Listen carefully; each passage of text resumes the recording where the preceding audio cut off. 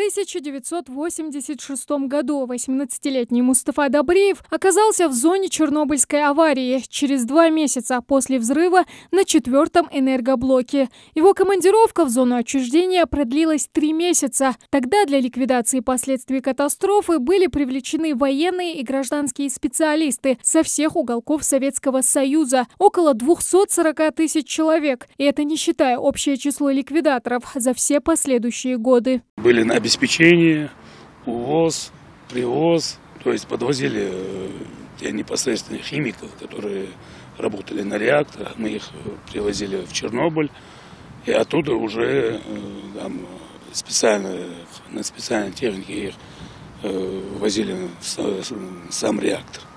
То есть были там с Москвы академики, к нам в часть они приезжали. Чернобыльская катастрофа стала одной из самых масштабных в мире. Украина, Беларусь, Россия. Радиоактивное облако, образовавшееся от горящего реактора, выпало на территорию Восточной Европы. Месяц я там был, в 1987 году.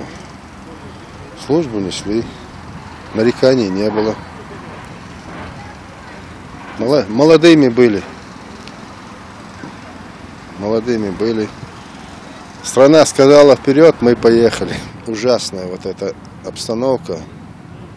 Пустые деревня, бегающие вот эти крысы огромные, брошенные собаки, брошенные дома.